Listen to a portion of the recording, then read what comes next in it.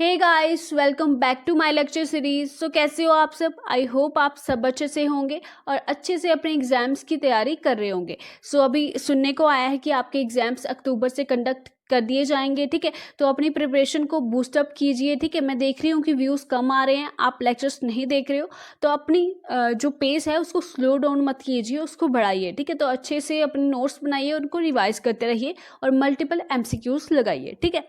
तो आज हम जो लेके चल रहे हैं दैट इज़ फंडामेंटल राइट्स, ठीक है। तो इनको हम आज डिस्कस करेंगे फ्रॉम आर्टिकल 12 टू 18 आज हम डिस्कस करेंगे, बिकॉज ये वेरी वास्ट है और बच्चों का इशू रहता है कि मैम बड़े बड़े लेक्चर मत प्रोवाइड कीजिए, हम बोर हो जाते हैं, हम पढ़ नहीं पाते हैं, ठीक है। तो स्टार्ट करते हैं आज का लेक्चर को स्टार्ट करने से पहले, फंडामेंटल राइट्स को पढ़ने से पहले हम ये डिस्कस कर लेते हैं कि जो फंडामेंटल राइट्स, मौलिक अधिकार जो हमारे हैं, इनका ओरिजिन स्टार्ट कहाँ से हुआ, ठीक है। तो बात है ये 1215 की, ठीक है। उस दौरान क्या था, इंग्लैंड में क्या था, ठीक, मोनार्क होता था, ठीक है, एक किंग होता था, ठीक है। तो एक किंग क्या करता था, अपनी मर्जी से रूल करता था, ठीक है। वो अपने ही रूल्स बनाता था और प्रजा पे इम्पोज कर देता था, ठीक है। उनके कोई राइट्स नहीं थे प्रजा के। तो जो बैरन्स थे, ठीक है, वहाँ इंग्लैंड के जो बैरन्स थे, बैरन्स मतलब जो रिच क्लास थी वहाँ की, तो वो इसके अगेंस्ट हो गए, किंग के अगेंस्ट हो गए कि ये हम पे रूल ही इम्पोज करते रहते हैं, हमारे कोई अधिकार ही नहीं है, हम इतना टैक्स प्रोवाइड करते हैं किंग को, मगर ये हम पे अत्याचार ही करता रहता है, ठीक है, हमारे कुछ अधिकार ही नहीं है। तो किंग ने इनको खुश करने के लिए एक एग्रीमेंट असाइन किया जिसको बोला गया मैग्ना कार्टा, ठीक है। तो उस एग्रीमेंट में लिखा गया कि ये कुछ जो अधिकार हैं ये बैरन्स के हैं और इनके साथ मैं इंटरफेयर नहीं करूंगा, ठीक है। तो बिकॉज किंग को इनसे टैक्स मिलता था तो इनको खुश करना तो जरूरी था, तो इसलिए किंग ने मैग्ना कार्टा एक अग्रीमेंट साइन किया विद बैरन्स, ठीक है। तो मैग्ना कार्टा का ये था और यहाँ से ही फंडामेंटल राइट्स का जो दौर है, जो डेवलपमेंट है, वो स्टार्ट हुई, ठीक है। उसके बाद अमेरिका का कॉन्स्टिट्यूशन जो 1789 में बन के तैयार हो गया, तो उनके बाद उनको रियलाइज़ हुआ कि नहीं, जो हमारी पीपल हैं उनको भी कुछ अधिकार प्रोवाइड होने चाहिए, ठीक है। तो उन्हीं के अधिकार को प्रोवाइड करने के लिए उन्होंने एक ही दिन में 10 अमेंडमेंट कर डाली, ठीक है। उनके कॉन्स्टिट्यूशन में 10 अमेंडमेंट कर डाली और उन्हीं को बिल ऑफ राइट्स कहा गया, ठीक है। तो अमेरिका के कॉन्स्टिट्यूशन में बिल ऑफ राइट्स ऐड किए गए एक ही दिन में 10 अमेंडमेंट करके, तो उनको क्या कहा गया, बिल ऑफ राइट्स कहा गया। और यहाँ से ही हमारे फंडामेंटल राइट्स क्या है, डिराइव्ड है, ठीक है। स्टार्ट करते हैं शुरू से पढ़ना। जो कहानी थी छोटी सी जो मैंने आपको बता दी, बिकॉज यहाँ पे टर्म्स यूज होंगी तो जो आपको पता होना जरूरी थी, ठीक है। फंडामेंटल राइट्स हमारे प्रोवाइड कहाँ किए गए हैं, part 3 of the constitution from article 12 to 35, ठीक है। 12 से 35 तक के हमारे जो है फंडामेंटल राइट्स प्रोवाइड किए गए हैं हमारे कॉन्स्टिट्यूशन में, ठीक है। आप किस तरह से याद रखेंगे, मैम इतना कुछ है याद करने को, किस तरह से याद रखेंगे? देखिए, थोड़ी सी मैं ट्रिक बताने की कोशिश करती हूँ, याद रहेगी, आप खुद से भी बना सकते हैं, ठीक है। ऐसी कोई ऑब्लिगेशन नहीं है यहाँ पे। बात करेंगे, देखो पार्ट 3 है हमारे पास, ठीक है, और ये है आर्टिकल 12, ठीक है। अगर हम 12 को 3 से मल्टीप्लाई करते हैं, ठीक है, ये वाला 3 अगर हम यहाँ पे लाते हैं, 12 को 3 से मल्टीप्लाई करते हैं तो 12 3 जा कितना होता है, 36 होता है, ठीक है। 12 3 जा 36 होता है। तो इस तरह से आप याद रखोगे कि हमारे जो फंडामेंटल राइट्स है वो पार्ट 3 में दिए हुए हैं, आर्टिकल 12, ठीक है। ये आपको याद रखना ही पड़ेगा, आर्टिकल 12 और 36 है और एक कम कर लीजिएगा तो 35 हो जाएंगे, ठीक है। तो अप्रॉक्सीमेटली आपको इस तरह से थोड़ा याद रहे, अगर एग्जाम में आए कि आपको भूल ही जाएगी 32 तक थे, 33 तक थे, 34 तक थे, ठीक है। तो 36 आता है, 12 3 36 आता है, एक उसमें से कम कर लीजिए तो यहाँ तक आपके फंडामेंटल राइट्स रहेंगे, ठीक है। अब बात आती है कि हमने जो फंडामेंटल राइट्स लिए हैं वो कौन से कॉन्स्टिट्यूशन से लिए हैं। हमने हर एक चीज़ जो है किसी ना किसी के कॉन्स्टिट्यूशन से डिराइव की हुई है, ठीक है, जो हम डिस्कस करते हुए चलेंगे जो भी हमारे पार्ट है। तो हमारे जो फंडामेंटल राइट्स हैं वो डिराइव्ड हैं from the constitution of the USA, ठीक है। अमेरिका के कॉन्स्टिट्यूशन से डिराइव्ड है हमारे फंडामेंटल राइट्स, ठीक है, जिनको हम मैं जैसे कि आपको बताया कि बिल ऑफ राइट्स उनको कहा जाता था, ठीक है। तो पार्ट 3 है इंडियन कॉन्स्टिट्यूशन का, उसको क्या डिस्क्राइब किया जाता है, उसको क्या कहा जाता है, मैग्ना कार्टा ऑफ इंडिया। ठीक है, पार्ट 3 जो फंडामेंटल राइट्स दिए हुए हैं इसको मैग्ना कार्टा ऑफ इंडिया कहा जाता है। क्यों कहा जाता है? Because to symbolise the Magna Carta जो कि 1215 में बना था। ठीक है, उस चीज़ को सिंबलाइज करने के लिए कि जो वहाँ पे लोगों को लिबर्टी दी गई थी, उनके राइट्स दिए गए थे, तो उस चीज़ को रिप्रेजेंट करने के लिए पार्ट 3 जो हमारे इंडियन कॉन्स्टिट्यूशन का है उसको मैग्ना कार्टा कहा जाता है। क्लियर यहाँ तक? अब बात आती है कि जो हमारे फंडामेंटल राइट्स है वो कौन सा आइडियल प्रमोट करते हैं। ठीक है, तो ये प्रमोट करते हैं पॉलिटिकल डेमोक्रेसी। मैंने प्रीवियस लेक्चर में आपको सारी की सारी डेमोक्रेसी प्रोवाइड कर दी थी, दैट इज़ पॉलिटिकल हो, सोशल हो, इकोनॉमिक हो। तो जिसने प्रीवियस लेक्चर नहीं देखा है वो जाके देख सकता है। ठीक है, तो यहाँ पे आप याद रखिएगा कि फंडामेंटल राइट्स प्रमोट करते हैं आइडियल ऑफ पॉलिटिकल डेमोक्रेसी। ठीक है, अब बात आती है कि ओरिजिनली जो हमारे फंडामेंटल राइट्स थे ना, ठीक है, जो ओरिजिनली फंडामेंटल राइट्स थे वो हमारे 7 थे। ठीक है, तो originally the constitution provided for the 7 fundamental rights. कौन कौन से थे? पहला आ जाता है राइट टू इक्वालिटी जो कि आर्टिकल 14 to 18 था। फिर राइट टू फ्रीडम आ जाता है, राइट अगेंस्ट एक्सप्लॉयटेशन आ जाता है, right to freedom of religion आ जाता है, कल्चरल एंड एजुकेशन राइट आ जाते हैं, right to property and right to constitutional remedies. ठीक है, यहाँ तक क्लियर हुआ। उसके बाद जो हमारा ये राइट टू प्रॉपर्टी है ना, इसको यहाँ से फंडामेंटल राइट से हटा दिया गया। ठीक है, फंडामेंटल राइट से हटा के तो रखा कहाँ इसको? ठीक है, तो राइट टू प्रॉपर्टी जो था वो डिलीट किया गया फंडामेंटल राइट से। कौन सी अमेंडमेंट से? याद रखिएगा, ये आपके एग्जाम का क्वेश्चन बन सकता है। ठीक है, सारे बन सकते हैं कि कितने पहले ओरिजिनली कितने फंडामेंटल राइट्स थे, अब कितने फंडामेंटल राइट्स हैं, कौन सा राइट कहाँ से डिलीट किया गया। ठीक है, तो ये सारे क्वेश्चन बन सकते हैं। डिलीट किया गया ये फंडामेंटल राइट से जो द राइट टू प्रॉपर्टी था by the 44th amendment act of the 1978। ठीक है, 4 + 4 कितने होते हैं? 4 + 4 कितने होते हैं? 8 होते हैं ना। तो इस तरह से थोड़ी ट्रिक याद रखिएगा अगर आपको भूल गया कि 1977 के बाद था क्या। ठीक है, 1972 था, 75 था, इतनी सारी डेट्स होती है। तो 44th अमेंडमेंट एक्ट ऑफ 1978 से इस राइट को डिलीट किया गया फंडामेंटल राइट से और इसको एक लीगल राइट बना दिया गया under article 300A in part 12 of the constitution. ठीक है, तो दोनों चीज़ें याद रखेंगे, कहाँ से ये डिलीट किया गया, किस अमेंडमेंट से डिलीट किया गया और कहाँ पे ये रखा गया। ठीक है, तो एट प्रेजेंट हमारे पास कितने फंडामेंटल राइट है? 6 फंडामेंटल राइट्स है। ठीक है, तो 6 फंडामेंटल राइट्स है हमारे पास। अब बात आती है कि आप बोलोगी मैम याद कैसे रखेंगे कि पहले राइट टू इक्वालिटी आएगा, राइट टू फ्रीडम आएगा, किस तरह से? तो आप चिंता मत कीजिए, ये मैं आपको याद करा दूंगी कि किस तरह से ये आर्टिकल यहाँ से यहाँ तक कितने आर्टिकल हैं, कौन सी वाले फंडामेंटल राइट में आते हैं। तो विश्वास रखिए आगे बढ़ते हुए हम सब कुछ लर्न कर लेंगे। ठीक है, तो पहले आप याद रखिए, पहले राइट टू इक्वालिटी है, पहले ई है, फिर राइट टू फ्रीडम है, इसका एफ ले लीजिए, राइट अगेंस्ट एक्सप्लॉयटेशन है, इसका ई ले लीजिए, right to freedom of religion है, इसका एफ ले लीजिए, कल्चरल एंड एजुकेशन राइट है, इसका ई ले लीजिए और इसको तो डिलीट कर लीजिए बिकॉज ये डिलीट हो चुका है, और फिर सी ले लीजिए। ठीक है, तो पहले किस तरह से चलेगा? ई एफ ई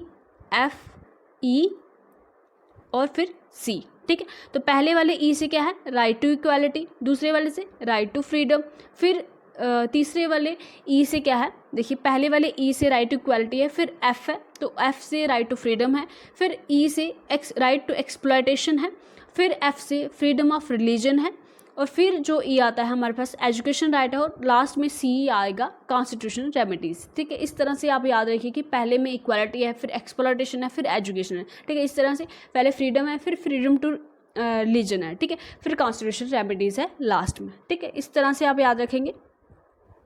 फिर आगे बात आती है features of the fundamental rights. ठीक है,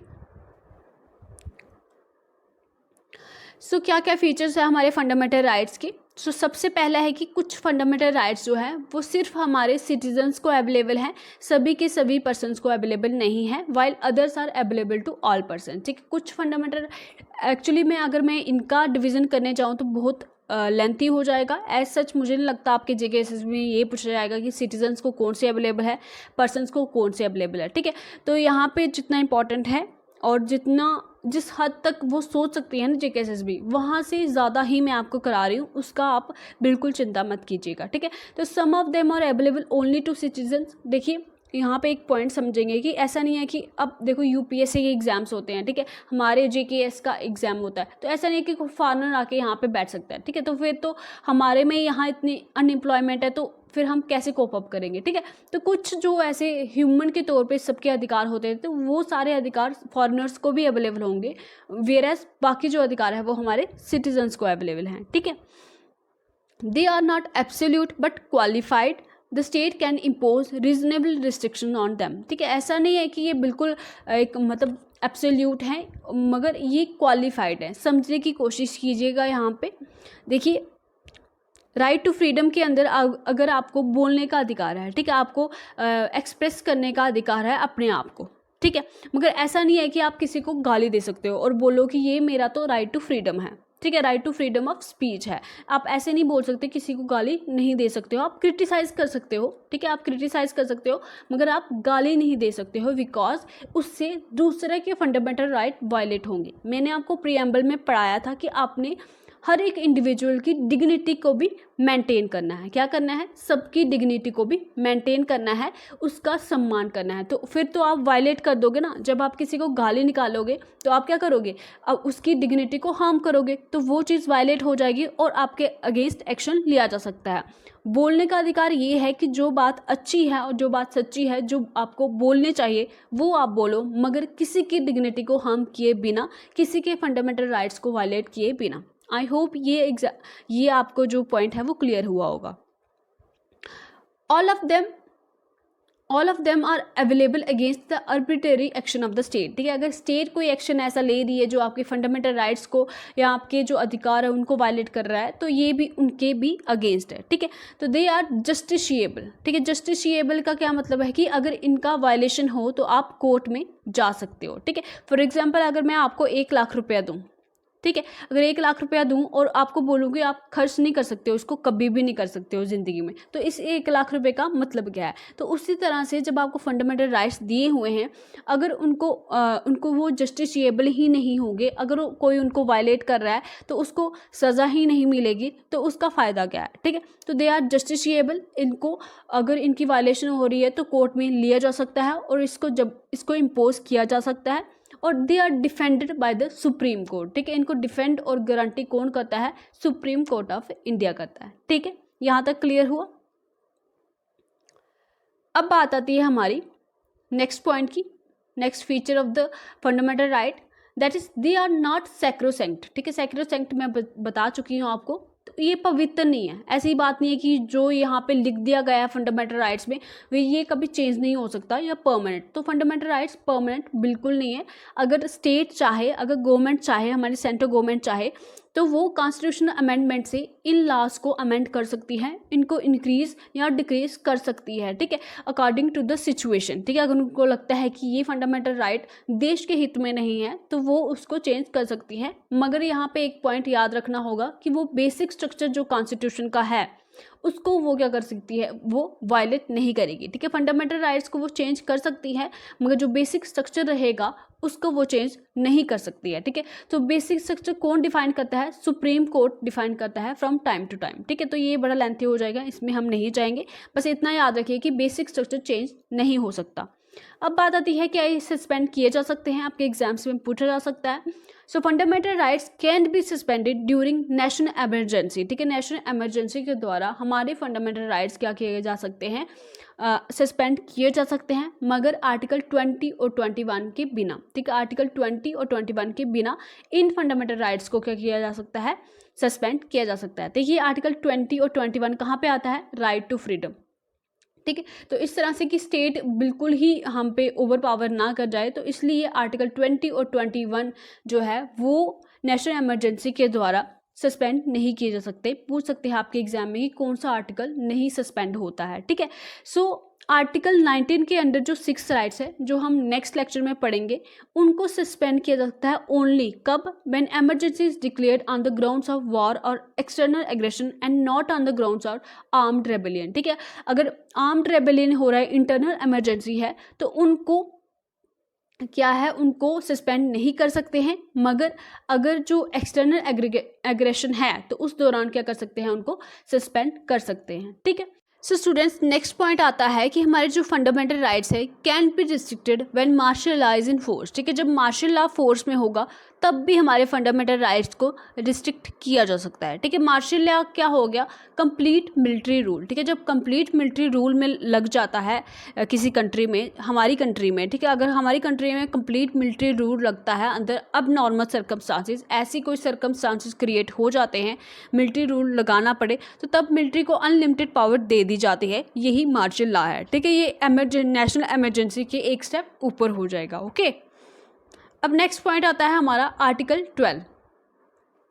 आर्टिकल 12 हमें बताता है डेफिनेशन ऑफ स्टेट। ठीक है, जब भी पार्ट 3 में, ठीक है, जब भी पार्ट 3 में स्टेट वर्ड आएगा तो उसमें कौन कौन सी बॉडीज़ इंक्लूड होंगी, ये आर्टिकल 12 में दिया हुआ है। ठीक है, याद रखिएगा ये सिर्फ पार्ट 3 के साथ ही रिलेटेड है, बाकी कॉन्स्टिट्यूशन जो इंडिया का है वहाँ पे ये डेफिनेशन लागू नहीं होती है। ठीक है, सिर्फ part 3 of the Indian constitution के साथ ही आर्टिकल 12 के अंदर जो डेफिनेशन स्टेट की दी गई है ये काम करेगी, बाकी कॉन्स्टिट्यूशन के साथ इसका कोई लिंक नहीं है। ठीक है, अब यहाँ पे बात करते हैं कि कौन कौन सी डेफिनेशन आ जाएगी, कौन कौन सी बॉडीज़ जो है वो स्टेट के अंडर आ जाएंगी। ठीक है, सेंट्रल लेवल पे जो हमारी गवर्नमेंट है, पार्लियामेंट ऑफ इंडिया है। ठीक है, तो both executive and legislative organ. Executive क्या हो गया? पीएम एंड उसकी कैबिनेट। ठीक है, पीएम एंड उसके कैबिनेट। और लेजिस्लेटिव ऑर्गन्स वो हो गए, ठीक है, लोकसभा और राज्यसभा। ठीक है, जितने भी मेंबर्स हैं वो भी स्टेट लिस्ट में आएंगे। दूसरी बात आती है स्टेट लेवल पे। ठीक है, सीएम और उसकी जो कैबिनेट आ जाएगी और बाकी जो भी उनके मेंबर्स आ जाएंगी वो भी डेफिनेशन ऑफ स्टेट के अंडर आते हैं। फिर आ जाएगा हमारी ऑल लोकल अथॉरिटी, जितनी भी लोकल अथॉरिटी है, चाहे वो म्यूनसिपैलिटी हो अर्बन लेवल पे, पंचायत हो विलेज लेवल पे, डिस्ट्रिक्ट बोर्ड हो, इम्प्रूवमेंट ट्रस्ट हो, ये भी स्टेट की डेफिनेशन के अंडर आते हैं। ठीक है, फिर डी में दिया हुआ है ऑल अदर अथॉरिटीज़। ठीक है, बाकी अथॉरिटीज़ जैसे एलआईसी हो गया, हमारा एसबीआई हो गया, जहाँ पे गवर्नमेंट का स्टेक है। ठीक है, जहाँ पे गवर्नमेंट का स्टेक है तो वो सारी बॉडीज़ भी कहाँ आएंगी? स्टेट की डेफिनेशन के अंडर आएंगी। अब यहाँ पे बात आती है प्राइवेट बॉडीज़ की। ठीक है, अब प्राइवेट बॉडीज़ तो स्टेट के अंडर नहीं आएंगी, मगर according to the supreme Court, ठीक है, सुप्रीम कोर्ट ने कहा कि अगर कोई प्राइवेट बॉडी या एजेंसी वर्क करती है as an instrument of the state falls within the meaning of state under article 12, तो वो भी आर्टिकल 12 के अंडर आएगी। सिंपल शब्दों में कोशिश करेंगे इसको समझने की। फॉर एग्जाम्पल कि कोई प्राइवेट कंपनी को क्या देती है, गवर्नमेंट एक कॉन्ट्रैक्ट देती है कुछ भी बनाने का। ठीक है, फॉर एग्जांपल अभी एक न्यूज़ आई है कि जो हमारा इंडिया का first 3D printed post office है, ठीक है, वो कहाँ पे बनने वाला है? बेंगलुरु में बनने वाला है। ठीक है, तो first 3D printed post office जो आने वाला है वो बेंगलुरु में बनने वाला है। तो उसका जो कॉन्ट्रैक्ट है वो किसको दिया गया है? लार्सन एंड ट्यूब्रो को। ठीक है, लार्सन और ट्यूब्रो को इसका कॉन्ट्रैक्ट दिया गया है। तो जब तक कि ये कॉन्ट्रैक्ट ख़त्म नहीं हो जाता, ठीक है, जब तक कि ये कॉन्ट्रैक्ट ख़त्म नहीं हो जाता तब तक ये पोस्ट ऑफिस बन नहीं जाता, तो तब तक लार्सन एंड ट्यूब्रो भी कहाँ पे आएगा? स्टेट की डेफिनेशन के अंडर आएगा, इवन कि वो एक प्राइवेट बॉडी है। ठीक है, आई होप यहाँ तक आप समझ पाए होंगे इसको। सो स्टूडेंट्स, नेक्स्ट हम डिस्कस करेंगे आर्टिकल 13। तो आर्टिकल 13 क्या बोलता है? आर्टिकल 13 बोलता है all laws that are inconsistent with any of the fundamental right shall be void. In other words, it expressly provide for the doctrine of judicial review. ठीक है, मार्क कीजिएगा, ये आपके एग्जाम का क्वेश्चन बनेगा। ठीक है, तो समझिए इसको आराम से। ठीक है, आर्टिकल 13 क्या बोलता है कि सारे लॉज जो कि इनकंसिस्टेंट होंगे with any of the fundamental right, ठीक है, इनकंसिस्टेंट कि उनके साथ वो फंडामेंटल राइट्स के साथ अगर मेल ना खाएं, ठीक है, उनके विरुद्ध हो, तो उनको क्या किया जाएगा? वाइड घोषित कर दिया जाएगा, उनको कैंसिल कर दिया जाएगा। ठीक है, सारे के सारे लॉस याद रखिएगा। और ये प्रोवाइड करता है the doctrine of the judicial review. आपके एग्जाम में ये क्वेश्चन बनता है कि जुडिशियल रिव्यू की जो पावर है वो कौन से आर्टिकल के अंडर प्रोवाइड की गई है। ठीक है, सो आंसर क्या हो जाएगा? आर्टिकल 13 के अंडर जुडिशियल रिव्यू की पावर प्रोवाइड की गई है। ठीक है, अब आप बोलोगे मैम कि जुडिशियल रिव्यू होता क्या है? सो जुडिशियल रिव्यू क्या होता है गाइस? अब देखो, मैंने बोला कि जो लॉज इनकंसिस्टेंट होंगे विद फंडामेंटल राइट्स, ठीक है, उनके मतलब उनके मेल ना खाते हो फंडामेंटल राइट्स के साथ, उनके विरुद्ध हो, तो ये देखने के लिए कि जो कोई लॉ बन रहा है, ठीक है, जो कोई कानून बन रहा है, ये फंडामेंटल राइट्स को वायलेट कर रहा है या नहीं कर रहा है, इस चीज़ को देखने की जो कोर्ट की पावर होती है, ठीक है, कोर्ट की जो पावर होती है कि वो लेजिस्लेटिव की जो, ठीक है, हमारे कैबिनेट के जो लॉस हो रहे हैं, लॉस वो बना रहे हैं, जो हमारे एग्जीक्यूटिव लॉस बना रही हैं, वो हमारे फंडामेंटल राइट्स को वायलेट तो नहीं कर रही। तो ये जो पावर होती है कोर्ट की, चाहे वो सुप्रीम कोर्ट हो, हाई कोर्ट हो, तो ये जो पावर होती है गवर्नमेंट के एक्शंस को देखने की, इसको बोलते हैं जुडिशियल रिव्यू, ठीक है। अब ये जो पावर है, power conferred to the supreme Court under article 32। कौन सी पावर? जुडिशियल रिव्यू की पावर सुप्रीम कोर्ट को दी गई है under article 32 and high court को दी गई है अंडर आर्टिकल 226, ठीक है। 226 के अंदर हाई कोर्ट को जुडिशियल रिव्यू की पावर दी गई है और सुप्रीम कोर्ट को अंडर आर्टिकल 32 जुडिशियल रिव्यू की पावर दी हुई गई है, ठीक है। आपके एग्जाम का ये क्वेश्चन बन सकता है, ठीक है। अब इसको लर्न कैसे करेंगे? देखिए यहाँ पे क्या है, 32 है और यहाँ पे क्या है, 226 है। देखो ये वाला 2 है ना, इसको 2 बारी यहाँ पे रिपीट कर लीजिए और 3 2 जो कितने होते हैं, 6 होते हैं, ठीक है। थोड़ी सी ट्रिक बनाने की कोशिश कीजिए अगर आपको स्ट्राइक कर जाए एग्जाम में तो। फिर अभी बात आती है कि जो कॉन्स्टिट्यूशनल अमेंडमेंट है वो तो लॉ नहीं है, तो उसको चैलेंज कर सकते हैं कि नहीं कर सकते हैं, ठीक है। अब आर्टिकल 13 बोलता है कि ठीक है, कॉन्स्टिट्यूशनल अमेंडमेंट है, वो लॉ नहीं है, तो hence can not be challenge, इसको चैलेंज नहीं किया जा सकता। मगर सुप्रीम कोर्ट ने केशवानंद भारती केस जो कि 1973 में आया, उन्होंने बोला कि ठीक है भाई, कॉन्स्टिट्यूशन अमेंडमेंट एक लॉ नहीं है और उसको हम चैलेंज नहीं कर सकते।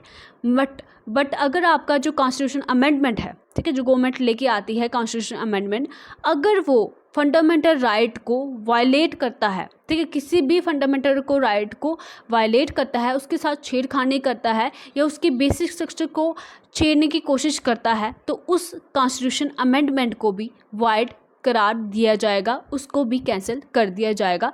ये सुप्रीम कोर्ट ने केशवानंद भारती केस जो कि 1973 में आया था वहाँ पे बोला था, ठीक है। क्लियर हो गया यहाँ पे जुडिशियल रिव्यू कहाँ पे, सुप्रीम कोर्ट को कौन से आर्टिकल के अंडर इसको प्रोवाइड किया जाता है, हाई कोर्ट को कब प्रोवाइड किया जाता है, ठीक है। तो ये सब चीज़ें हैं यहाँ पे आर्टिकल 13 के अंडर। अब बात आती है फंडामेंटल राइट्स एट ग्लांस, ठीक है। अभी हम डिस्कस करेंगे कौन कौन से फंडामेंटल राइट्स हैं और कितने कितने फंडामेंटल राइट्स हैं, ठीक है। तो यहाँ पे सबसे पहले बात आती है जो कि मैंने आपको पढ़ाया था, राइट टू इक्वालिटी, ठीक है। आर्टिकल 14 से लेके 18 तक क्या है हमारे पास, राइट टू इक्वालिटी के आर्टिकल्स हैं, ठीक है, हमारे फंडामेंटल राइट्स हैं, ठीक है। अभी आप बोलोगे मैम हम कैसे याद रखेंगे इसमें कितने आर्टिकल्स हैं, ठीक है। आपके एग्जाम में मैं बोलूँ आपका यहीं से क्वेश्चन बनेगा, ठीक है, यहाँ से तो पक्का एक ना एक क्वेश्चन आपका बनेगा।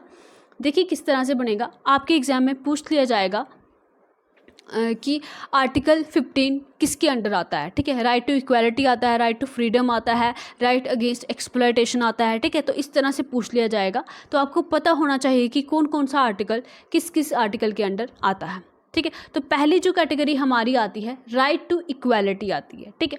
अब मैंने यहाँ पे इक्वल बोल्ड करके क्यों लिखा है, ठीक है।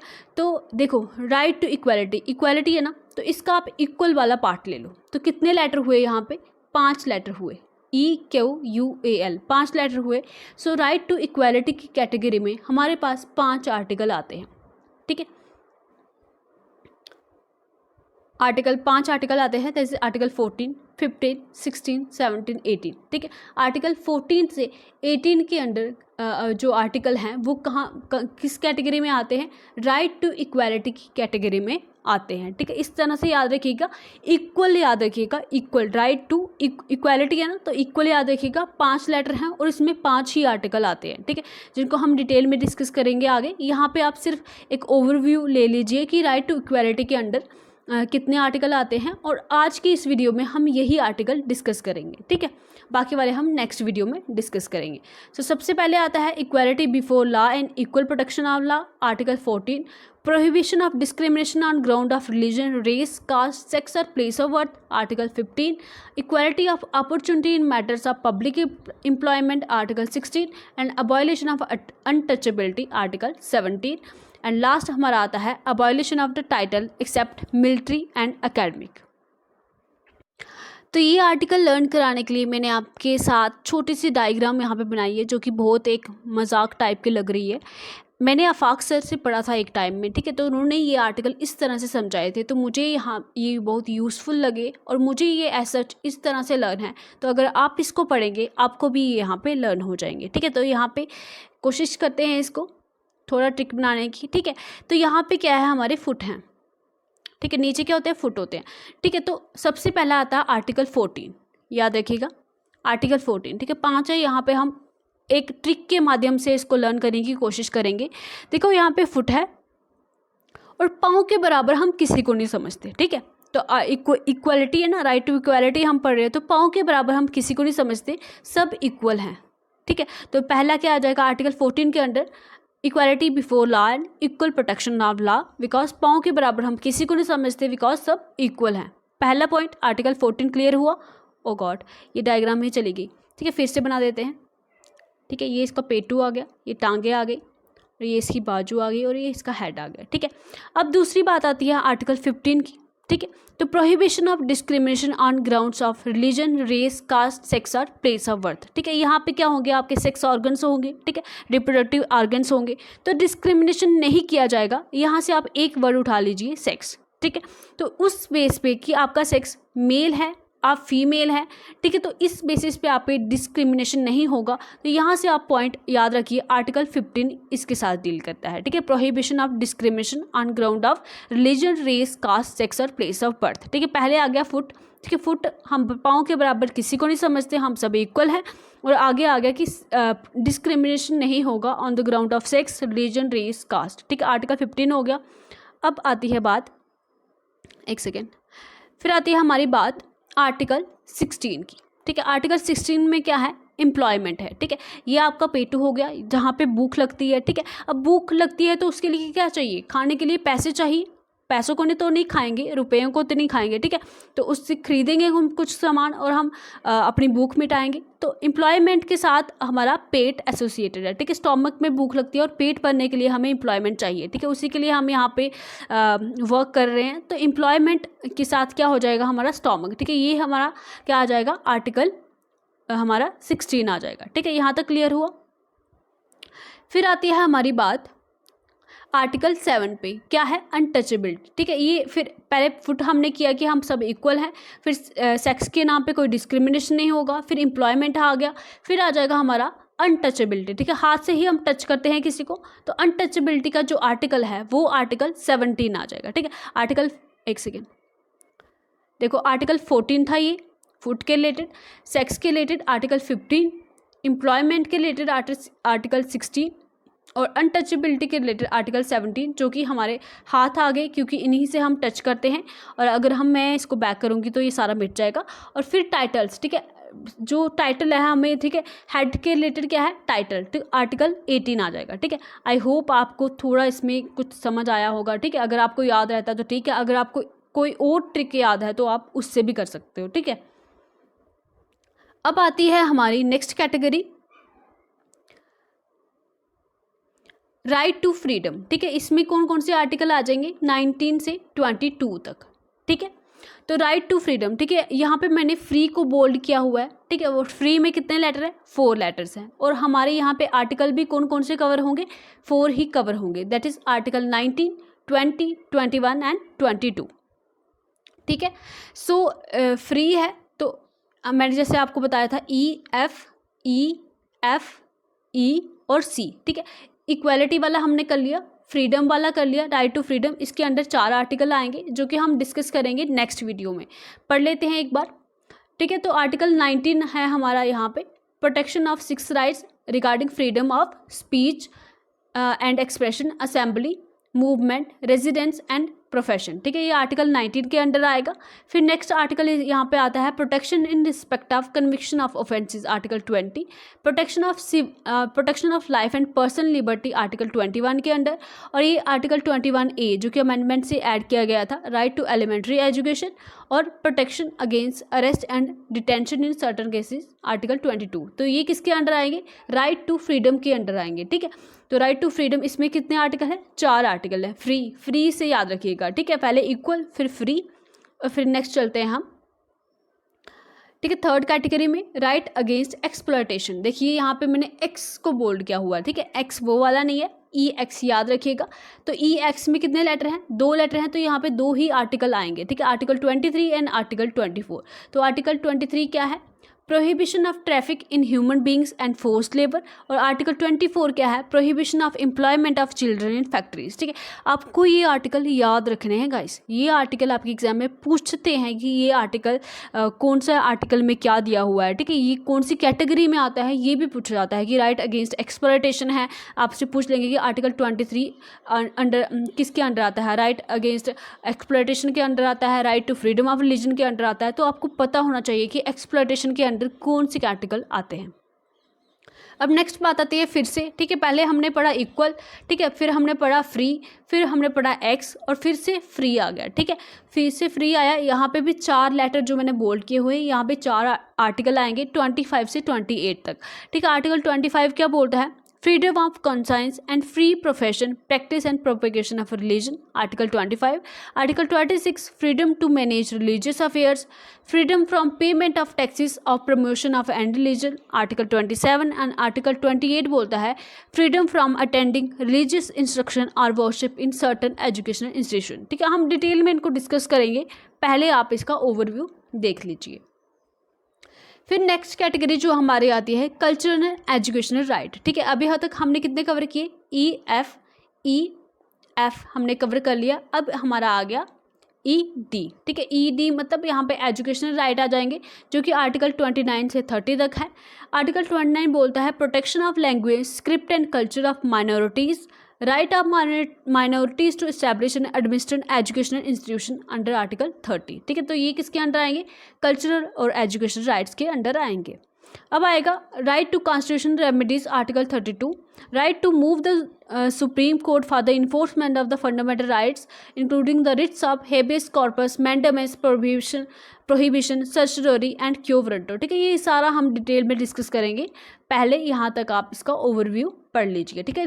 ये वाला टेबल ना आपको एज सच लर्न होना चाहिए, चाहे आप दीवार पे टांग दीजिए, इसमें से आपका क्वेश्चन एक ना एक ज़रूर बनेगा, ये आप में से लिखा के ले लो, ठीक है। ये टेबल बहुत इंपॉर्टेंट है, आपको पता होना चाहिए कौन सी कैटेगरी में कौन सा आर्टिकल आपका आ रहा है। So now we will discuss the article 14, ठीक है। आर्टिकल 14 से ही आपके जो मेन फंडामेंटल राइट्स हैं वो स्टार्ट होते हैं, ठीक है। तो आर्टिकल 14 क्या बोलता है? राइट टू इक्वालिटी, ठीक है। सबको समान अधिकार दिए जाएंगे, सबको समान समझा जाएगा, ठीक है। तो article 14 says that the state shall not deny to any person equality before the law और the equal protection of the laws within the territory of India. देखिए मैंने आपको स्टेट पढ़ा रखा है, ठीक है। मैंने आपको स्टेट पढ़ा रखा है। क्यों हमने आर्टिकल 12 में ही स्टेट पढ़ा? क्योंकि अभी जो भी फंडामेंटल राइट्स में हमारे पार्ट 3 में जब भी स्टेट वर्ड यूज़ होगा तो हम कौन सी स्टेट को रेफ़र कर रहे होंगे? जो आर्टिकल 12 में हमने जो स्टेट की डेफिनेशन पढ़ी है उनमें से ये कोई भी बॉडी हो सकती है, ठीक है। तो इन स्टेट्स के अगेंस्ट ही हमें ये फंडामेंटल राइट्स प्रोवाइड किए गए हैं, ठीक है। तो आर्टिकल 14 क्या बोलता है? आर्टिकल 14 बोलता है कि स्टेट डिनाई नहीं कर सकती एनी पर्सन, किसी भी पर्सन को, इक्वालिटी बिफोर द लॉ, ठीक है। कानून से कानून के सामने मतलब सब इक्वल हैं। इक्वालिटी बिफोर द लॉ मतलब कि कानून के सामने सारे इक्वल हैं, और equal protection of the law with in the territory of India, ठीक है। अब यहाँ पे 2 कंसेप्ट है हमारे, equality before law and equal protection of law, ठीक है। इन दोनों में क्या डिफरेंस है वो हम देखते हैं यहाँ पे। पहली बात आती है इक्वालिटी बिफोर लॉ, ठीक है। तो ये ब्रिटिश का एक कॉन्सेप्ट है जो हमने ब्रिटिश के कॉन्स्टिट्यूशन से लिया हुआ है, whereas equal protection of law we have taken from the constitution of America, ठीक है। अमेरिका के कॉन्स्टिट्यूशन से हमने ये कॉन्सेप्ट लिया हुआ है। अब बात आती है इक्वालिटी बिफोर लॉ का मतलब क्या है, ठीक है। इक्वालिटी बिफोर लॉ का मतलब है कि सारे के सारे लोग, चाहे वो प्राइम मिनिस्टर हो, प्रेसिडेंट हो, सीएम हो, सारे के सारे कानून के सामने समान हैं, इक्वल हैं, ठीक है। कोई भी बड़ा या छोटा नहीं है, कानून के सामने सारे समान हैं। ये इक्वालिटी बिफोर लॉ बोलता है, ठीक है। और इसमें क्या बातें कही गई हैं? पहला ये कि absence of any special privilege, ठीक है, किसी भी पर्सन के फेवर में कोई भी स्पेशल प्रिविलेज, कोई भी स्पेशल ट्रीटमेंट नहीं किया जाएगा, ये इक्वालिटी बिफोर लॉ बोलता है। दूसरी बात ये कि सभी पर्सन को एक जैसा समझा जाएगा। और तीसरी बात ये कि चाहे वो अमीर हो, गरीब हो, चाहे वो ऑफिशियल हो, नॉन ऑफिशियल हो, उसको भी लॉ के सामने, लॉ कानून के सामने बराबर ही समझा जाएगा, ठीक है। इक्वालिटी बिफोर लॉ का ये मतलब है। वेयरएज यहाँ पे दूसरा जो कॉन्सेप्ट है जो हमने अमेरिका से लिया है, तो ये बोलता है इक्वल प्रोटेक्शन ऑफ लॉज, ठीक है, किस तरह से हम अपने लॉज को बचाएंगे, ठीक है। तो ये कॉन्सेप्ट क्या बोलता है, ये बोलता है the equality of treatment under equal circumstances, ठीक है। ये बोलता है कि अगर किसी भी पर्सन के, किसी भी एक पर्टिकुलर ग्रुप के अगर सर्कमस्टांसेस सेम हैं, ठीक है, उनकी सिचुएशन सेम है, तो उनके साथ इक्वल व्यवहार किया जाएगा। वेयर एज अगर सर्कमस्टांसेस डिफरेंट हैं तो उनके साथ अलग से व्यवहार किया जाएगा, ठीक है। तो अभी हमने पढ़ा कि प्राइम मिनिस्टर हो, प्रेसिडेंट हो, उनके साथ इक्वल बिहेवियर किया जाएगा, ठीक है। तो एक्चुअल में होता है क्या, प्रेसिडेंट और प्राइम मिनिस्टर को अलग से बिहेव किया जाता है ना, उनके अलग से प्रिविलेजेस होते हैं, ठीक है। तो ये वाला जो कॉन्सेप्ट है, अमेरिकन कॉन्सेप्ट है जो इक्वल प्रोटेक्शन ऑफ लॉ, ये बोलता है कि जो सिमिलर टाइप के पर्सन है ना, उनके साथ इक्वल ट्रीटमेंट, और जो दूसरे सिमिलर टाइप के पर्सन हैं उनके साथ इक्वल ट्रीटमेंट किया जाएगा, ठीक है। सिंपल शब्दों में समझने की कोशिश करें। फॉर एग्जांपल, हमारे पास यहाँ पे एक झुग्गी झोपड़ी है, ठीक है, यहाँ पे कुछ बस्तियाँ और यहाँ पे कुछ अबव पॉवर्टी लाइन के लोग रहते हैं, ठीक है। अब स्टेट एक प्रावधान करती है कि इन जो झुग्गी झोपड़ी के बच्चे हैं उनको फ्री एजुकेशन प्रोवाइड की जाएगी, ठीक है।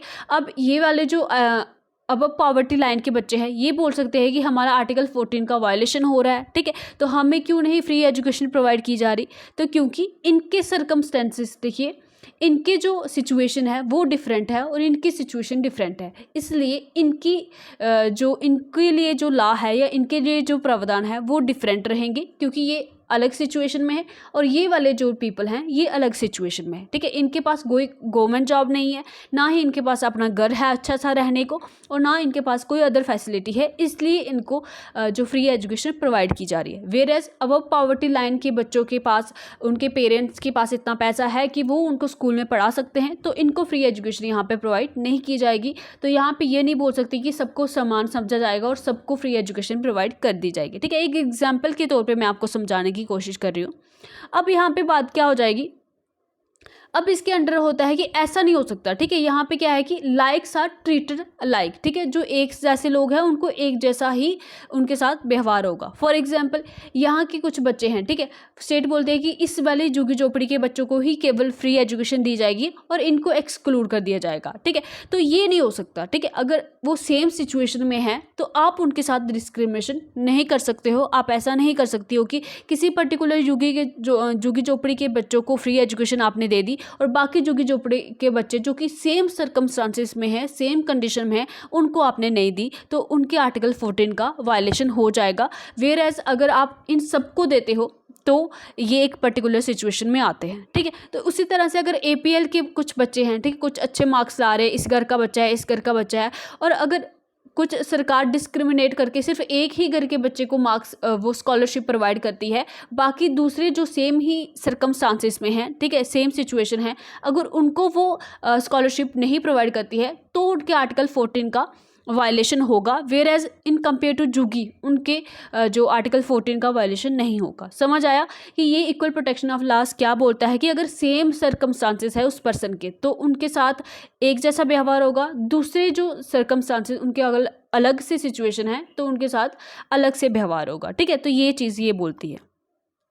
अब आती है बात आर्टिकल 15 की। सो आर्टिकल 15 क्या बोलता है, state shall not discriminate against any citizen on grounds of only of, देखिए यहाँ पे वर्ड याद रखिए, only of religion, race, caste, sex और प्लेस ऑफ बर्थ, ठीक है। तो स्टेट जो भी हमने डेफिनेशन में स्टेट की डेफिनेशन पढ़ी वो सारी बॉडी डिस्क्रिमिनेट नहीं कर सकती हैं, भेदभाव नहीं कर सकती हैं किसी भी सिटीजन के साथ। किन बेसिस पे, सिर्फ रिलीजन के बेसिस पे, आप किस धर्म से बिलोंग करते हो, किस रेस को बिलोंग करते हो, कास्ट को, किस जाति को बिलोंग करते हो, या आप मेल हो या फीमेल हो, या आपका प्लेस ऑफ बर्थ कैसा है, इस बेसिस पे वो आपके साथ डिस्क्रिमिनेट नहीं कर सकती। यहाँ पे एक पॉइंट पे जोर दीजिएगा, ओनली की बात की गई है, सिर्फ इन्हीं बेसिस पे डिस्क्रिमिनेशन नहीं हो सकता।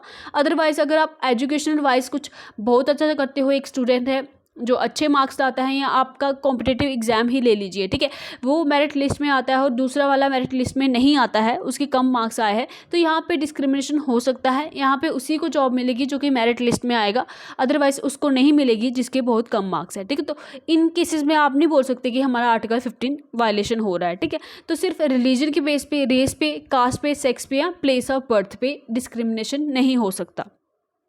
अब आप बोलोगे कि मैम रिजर्वेशन तो दी जाती है, ठीक है, रिजर्वेशन SC ST और OBC के लिए अलग से है, तो हमारे साथ डिस्क्रिमिनेशन हो गया, हमारा तो आर्टिकल 15 वायलेट हो गया।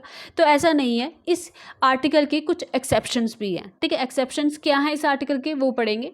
पहला बोलता है स्टेट की, स्टेट क्या कर सकता है, प्रोविज़न बना सकता है वुमेन के लिए और चिल्ड्रन के लिए अलग से, ठीक है। तो वुमेन और चिल्ड्रन के लिए अलग से वो प्रोविज़न बना सकता है। इस केस में लोगों का जो आर्टिकल 15 है वो वायलेट नहीं होगा, क्योंकि ये एक्सेप्शन टू द आर्टिकल 15 है।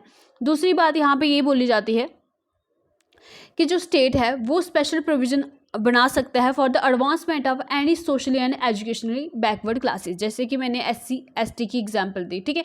जो सोशली और एजुकेशनली बैकवर्ड क्लासेस थी उनके लिए वो स्पेशल प्रोविज़न बना सकता है, तब भी आपका आर्टिकल 15 वायलेट नहीं होगा, क्योंकि ये एक्सेप्शन है। फिर तीसरे नंबर पे आता है कि स्टेट आल्सो प्रोविज़न बना सकती है in advancement of the educationally and socially backward classes के लिए फॉर द एडमिशन, ठीक है, admission to the educational institutions whether aided और अनएडेड बाय द स्टेट, ठीक है। चाहे वो स्टेट का स्टेक उन प्राइवेट इंस्टीट्यूशन में है या नहीं है, मगर उनके लिए भी रिजर्वेशन का प्रावधान क्या है। और इस केस में आप नहीं बोल सकते कि हमारा आर्टिकल 15 वायलेट हो रहा है और उनको जो है वहाँ पे रिजर्वेशन मिल रही है, क्योंकि ये यहाँ पे एक्सेप्शंस के तौर पे आता है और वो उनके लिए रिजर्व्ड सीट रख सकती हैं, क्योंकि वो सोशली और एजुकेशनली बैकवर्ड क्लासेस हैं, ठीक है। क्योंकि सिचुएशन डिफरेंट आ गई ना, कुछ जनरल कैटेगरी आ गई और जो बैकवर्ड क्लासेस हैं, ठीक है, तो इनकी सिचुएशन अलग आ गई, इनकी सिचुएशन अलग आ गई, तो इस तरह से यहाँ पे ये रिजर्वेशन होती है। फिर आता है कि स्टेट जो है इकोनॉमिकली वीकर सेक्शन के लिए भी 10% की रिजर्वेशन रख सकती है, तब भी आपका आर्टिकल 15 वायलेट नहीं होगा, बिकॉज वो इकोनॉमिकली वीक सेक्शन है, उनके पास मतलब वो पोर सेक्शन है ऑफ जनरल कैटेगरी, ठीक है। अब बात आती है आपके एग्जाम पॉइंट ऑफ व्यू से, यहाँ पे इतना इंपॉर्टेंट है कि आपको पता होना चाहिए जो OBC के लिए कितनी रिजर्वेशन रहती है, ठीक है, 27%। बाकी ये मैंने आपकी एडिशनल इन्फॉर्मेशन के लिए रखा है कि आपको पता होना चाहिए, ठीक है। तो आप अपने नोट्स में मत ही लिखिएगा इसको, ठीक है। अगर आप शॉर्ट्स में खुद कुछ लिखना चाहते तो लिख लीजिएगा। अब बात आती है reservation for OBC in the educational institutions. देखिए एक्सेप्शन C की हमने बात की है यहाँ पे, ये एडमिशन को लेके, तो ये एक्सेप्शन जो C है वो ऐड किया गया है bye 93rd amendment act of 2005, ठीक है। 2005 में एक अमेंडमेंट एक्ट लाया गया था, तो उसी दौरान ये एक्सेप्शन C ऐड की गई थी। और फिर in order to give effect to this provision, ठीक है, इसी प्रोविजन को इफेक्ट देने के लिए सेंटर ने एक एक्ट इनेक्ट किया था, that is central education institutions reservation in admission act 2006, ठीक है। तो उसके अंडर OBCs के लिए कोटा 27% प्रोवाइड किया गया, ठीक है।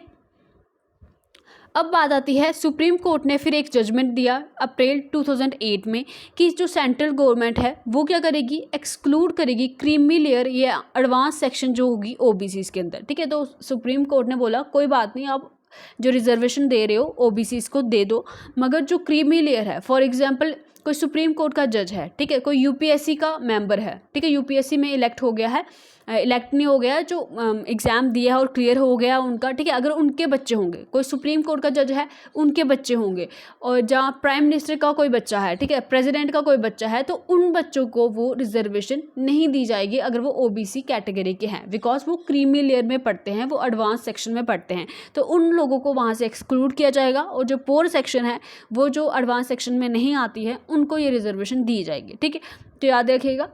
अब बात आती है जो EWS के लिए जो रिजर्वेशन है, ठीक है, एक ऐसे यहाँ से काट लीजिएगा।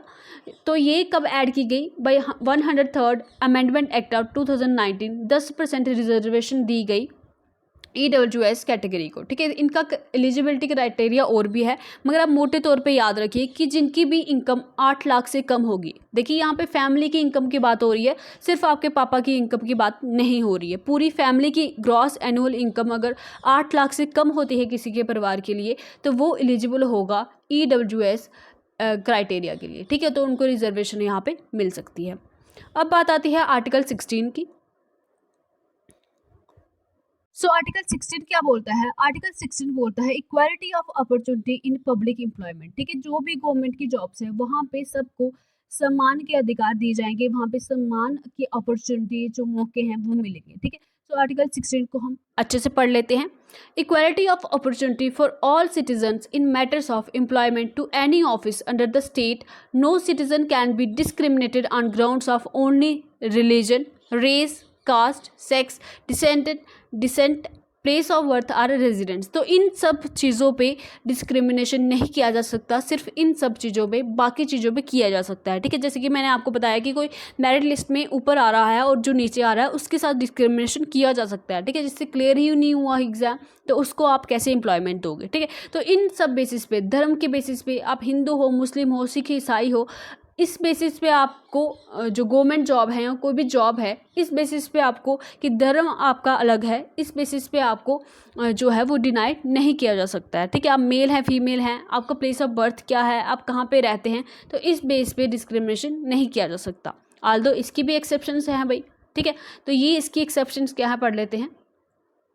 तो यहाँ पे साफ साफ बोला गया है कि पार्लियामेंट ऐसा लॉ बना सकती है, ऐसा जो प्रोविज़न है वो बना सकती है जबकि वो एक पर्टिकुलर रेजिडेंट्स के लोगों के लिए ही एम्प्लॉयमेंट रखे। फॉर एग्जांपल लद्दाख के एरिया के लिए जैसे कोई गवर्नमेंट बोल ले कि ये वाली सीट जो है लद्दाख के लिए है, ये वाली एम्प्लॉयमेंट सिर्फ लद्दाख के लोगों को ही मिलेगी, जम्मू कश्मीर के लोगों को नहीं मिलेगी। तो पार्लियामेंट ऐसा लॉ बना सकती है, ऐसा प्रोविज़न है, ये एक्सेप्शन आता है टू द आर्टिकल 16। फिर आती है बात नेक्स्ट प्रोविजन की। The state can provide for reservation of appointment और post in favour of any backward class that is not adequately represented, ठीक है। तो इसका मतलब क्या हुआ कि फॉर एग्जांपल कोई पर्टिकुलर कंपनी है, कोई भी, जैसे स्टेट बैंक ऑफ इंडिया हो गया, पंजाब नेशनल बैंक, कोई भी हो गया, ठीक है। तो अगर उनको अगर गवर्नमेंट को लगता है कि ये particular section of the society इस पर्टिकुलर इंस्टीट्यूशन में एडिक्वेटली रिप्रेजेंट नहीं है, मतलब कि वहाँ से उस पर्टिकुलर क्लास से कोई भी पर्सन वहाँ पे नहीं है, तो वो उस केस में वहाँ पे उन लोगों को रिजर्वेशन प्रोवाइड कर सकती है, उन बैकवर्ड क्लासेस को रिजर्वेशन दे सकती है। ये भी प्रावधान है यहाँ पे, ठीक है। अब आती है बात A law can provide that is the incumbent of an office related to religious institution or member of its governing body belong to a particular religion, ठीक है। तो सिंपल शब्दों में मैं आपको बताऊँ, यहाँ पे समझाने की कोशिश करूँ तो, ठीक है। सी में क्या कहा गया है कि एक पर्टिकुलर टेम्पल है, ठीक है, बड़ा कोई टेम्पल है, फॉर एग्जांपल आप ले लीजिए कोई टेम्पल है, और इसको टेम्पल को जो ऑपरेट करता है, जो सारे काम करता है, वो कौन करता है? एक ट्रस्ट करता है, ठीक है। कोई पर्टिकुलर ट्रस्ट है जो इस सारे टेम्पल को ऑपरेट करता है। अब वो ट्रस्ट अपने एक रूल बनाता है कि जो भी, फॉर एग्जांपल ये हिंदुओं का टेम्पल है, ठीक है, कि जो भी इस टेम्पल में जो भी इस ट्रस्ट का मेंबर बनेगा, ठीक है, जो भी इस ट्रस्ट का मेंबर बनेगा वो सारे के सारे मेंबर कौन होंगे? हिंदू धर्म के होंगे, ठीक है। ये ट्रस्ट क्या रूल बनाता है कि जो भी इसके मेंबर होंगे वो कौन से होंगे? हिंदू धर्म के होंगे, और कोई भी हमारा भाई बहन इसका मेंबर नहीं बन सकता, ये ट्रस्ट के रूल है। तो ये ऐसा कर सकता है। इस केस में आप नहीं बोल सकते हो कि हमारा आर्टिकल 16 जो है वो वायलेट हो रहा है, तो इस केस में आप नहीं बोल सकते हो, because it is the exception to the article 16, ठीक है। बट यहाँ पे याद रखिएगा कि अगर ये ट्रस्ट चाहे, अगर वो चाहे कि हमारे हिंदू मुस्लिम भाइयों को, सिख भाइयों को, ईसाई भाइयों को अपना मेंबर बनाना चाहे तो वो बना सकता है, उसमें कोई रोक नहीं है। मगर अगर ये ऐसा रूल बनाता है कि सिर्फ हिंदू समुदाय के लोग ही इस पर्टिकुलर जो ट्रस्ट के मेंबर बनेंगे, तो उसमें आपका आर्टिकल 16 वायलेट नहीं होगा, ठीक है। अब आता है हमारा article 17, that is अबॉलिशेस untouchability and forbids it's practice in any form. The enforcement of any disability arising out of untouchability shall be an offence punishable in accordance with the law, ठीक है। तो अगर आप कोई भी तरह का अनटचेबिलिटी, ठीक है, अनटचेबिलिटी परफॉर्म करते हो, ठीक है।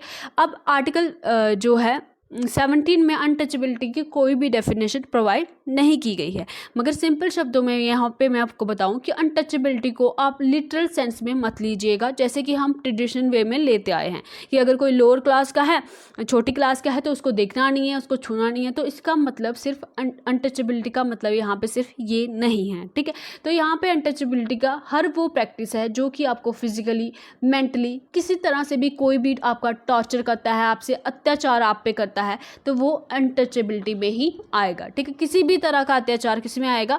अनटचेबिलिटी में आएगा।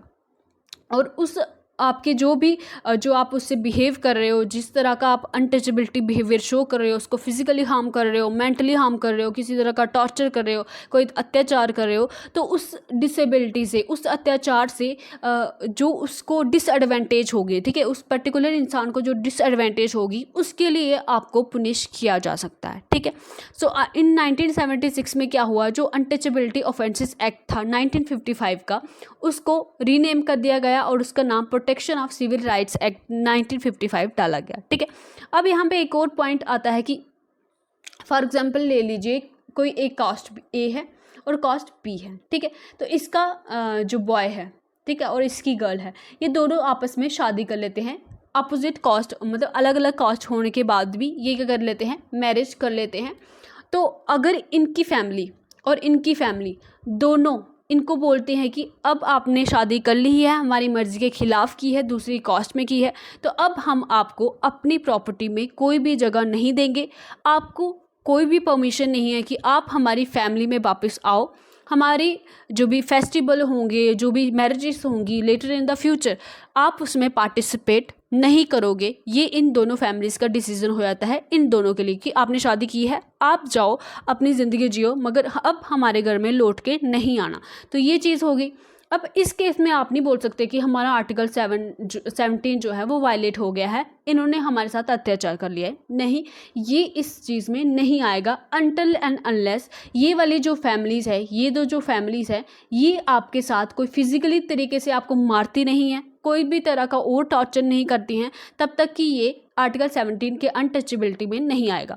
बट अगर ये फैमिलीज़ जो फैमिली ए थी और फैमिली बी थी, ये इन दोनों को, जो बॉय गर्ल हैं, ठीक है, जो इन दोनों को अगर वो मारती है, किसी भी तरह का कोई वायलेशन करती है, तो वो अनटचेबिलिटी के अंडर आएगा। मगर ऐसे उनको छोड़ देना कि आप जाओ खुशी से जी लो, मगर अब दोबारा लौट के नहीं आना, तो वो अनटचेबिलिटी के अंडर नहीं आता है, ठीक है। तो एक सिंपल सा कंसेप्ट है। अब आती है बात यहाँ पे कि आर्टिकल 17 हमें किसके अगेंस्ट मिला है, तो ये प्राइवेट इंडिविजुअल्स के अगेंस्ट मिला है। अभी तक हम पढ़ रहे थे कि हमें स्टेट के अगेंस्ट ये फंडामेंटल राइट्स प्रोवाइड किए गए हैं, ठीक है, मगर आर्टिकल 17 जो है वो प्राइवेट इंडिविजुअल्स के लिए इसलिए मिला है क्योंकि स्टेट का काम ही यही है, ठीक है, गवर्नमेंट का काम ही यही है कि वो लोगों की भलाई के लिए, उनकी वेलफेयर के लिए काम करे, ना कि उनके साथ कोई अत्याचार करे, ठीक है। तो प्राइवेट इंडिविजुअल्स के अगेंस्ट ये आपका आर्टिकल है, और गवर्नमेंट इंश्योर करती है कि आपके साथ इस तरह का कोई भी अनटचेबिलिटी का जो इवेंट है वो ना हो, ठीक है।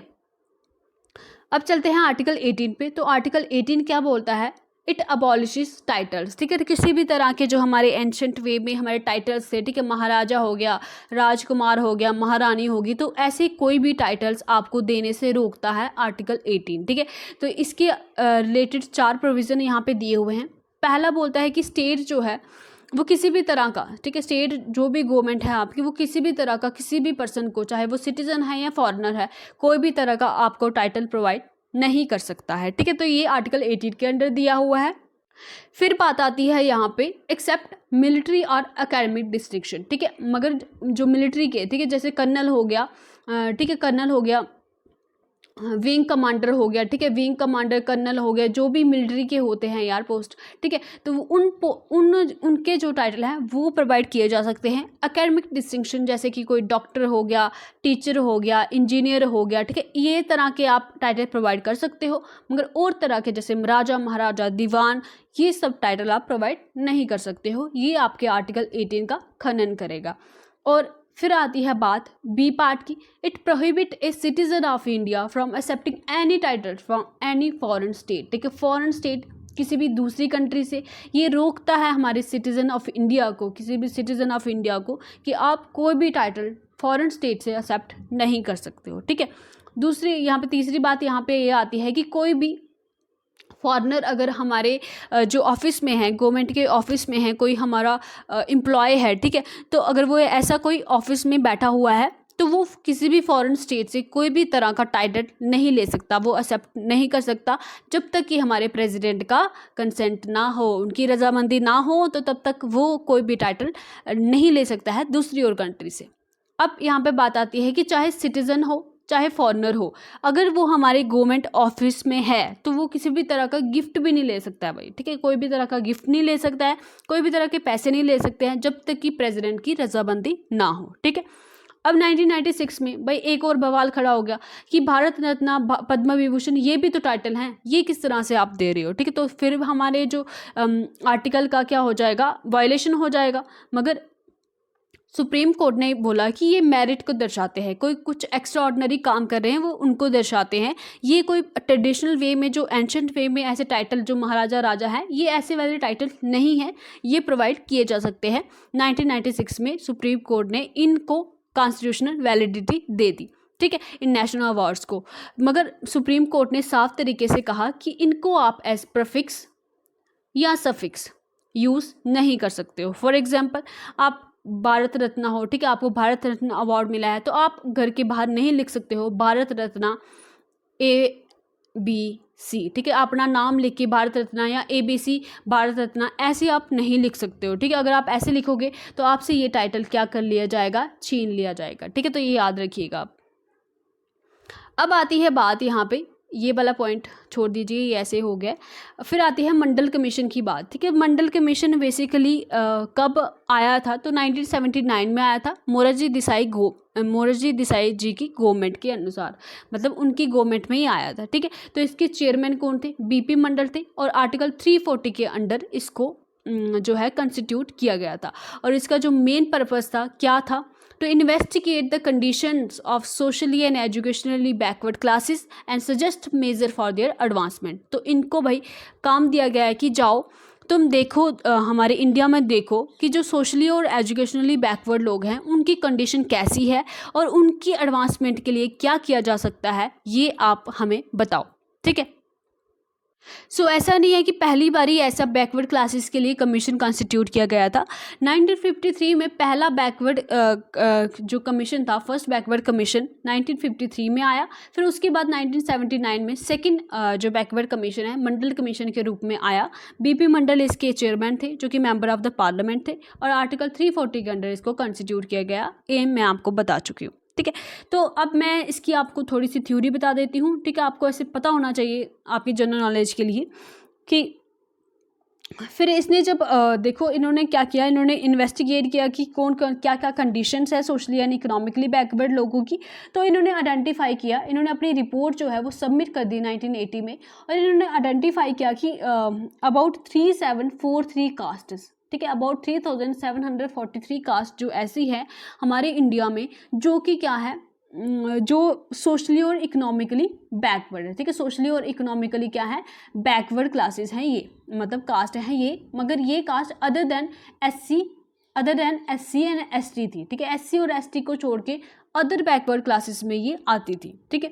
तो about 52% of the total population of the India ये कंस्टिट्यूट करती थी, इतना बड़ा नंबर था इनका अदर बैकवर्ड क्लासेस का। तो अब इन्होंने बोला कि इनकी एडवांसमेंट के लिए रिजर्वेशन देना चाहिए, मगर ये तो 52% लोग हैं। अब इनको इतना जो रिजर्वेशन है वो कैसे दें, बिकॉज 1963 में सुप्रीम कोर्ट ने एक जजमेंट दिया था, उसके अंडर बोला था कि जो रिजर्वेशन है टोटल वो 50% से ज़्यादा नहीं हो सकती, ठीक है।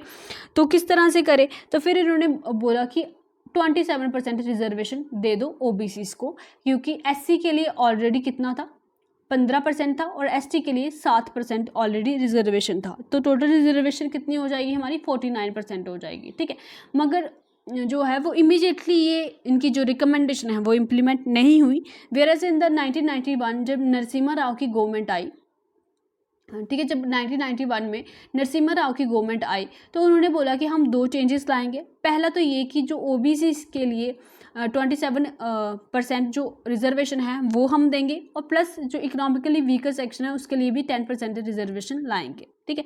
तो सुप्रीम कोर्ट ने बोला भाई OBCs के लिए तो ठीक है, 27% के लिए मैं मान जाता हूँ, मगर EWS के लिए नहीं मानूंगा, क्योंकि फिर रिजर्वेशन हमारी बढ़ के कितनी हो जाएगी, पहले कितनी हो गई थी हमारी 49% हो गई थी, और प्लस 10 आप कर दो तो ये तो 50 के ऊपर ही जाएगा। तो उन्होंने एक्सेप्ट नहीं किया, उस दौरान एक्सेप्ट नहीं किया था। मगर फिर सुप्रीम कोर्ट ने बोला कि ठीक है OBCs को आप दे तो रहे हो कोटा 27%, मगर याद रखिएगा आपको क्रीमी लेयर को एक्सक्लूड करना पड़ेगा, जैसे कि मैंने आपको बताया, और जो एडवांस सेक्शन है उनको एक्सक्लूड करना पड़ेगा।